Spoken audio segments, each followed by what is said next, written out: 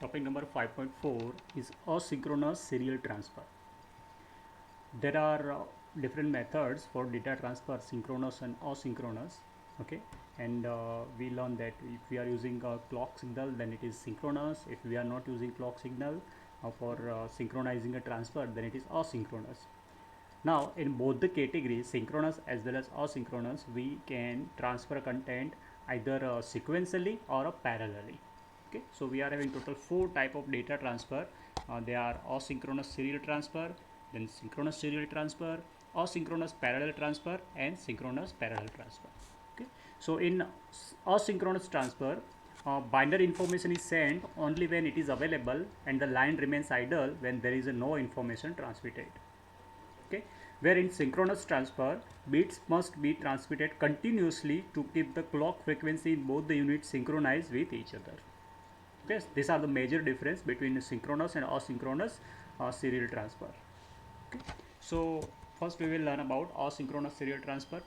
A series of asynchronous transfer techniques used in many interactive terminals. Uh, and how can we synchronize here, because we are not using clock pulse, right? So either we can use a stop signal or handshaking method we learned earlier, and for indicating whether the transmission is started and the particular beat is when the first beat completes and another beat starts, so we that must be indicated here, right?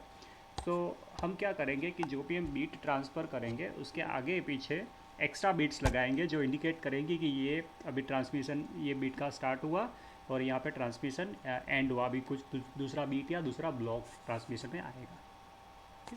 So look at this. Each beat consists of 3 parts. Start bit, which is always 0, the character bit which you want to transfer, and then stop bit, which is always 1. So the initiation of character transmission is detected from the start bit, which is always 0. Then the character bit always follows the start bit, and transmission rests at the one state when no character are transmitted. So this is the way for asynchronous serial transfer. Okay, and for synchronous serial transfer, as we know that there is a synchronous word, so we are using clock pulse. Means both the unit are having clock pulse. The clocks are running at equal frequency.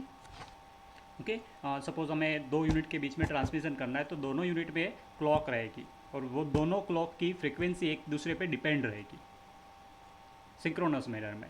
Okay, जिससे हम transmission beats का synchronise कर सकें. So look at this. The two units shares a common clock frequency and beats are transmitted continuously at the rate dictated by that clock pulse. In long distance serial transmission, each unit is driven by a separate clock of the same frequency. And the important point is synchronization signals are transmitted periodically between the two units to keep their clocks in step with each other.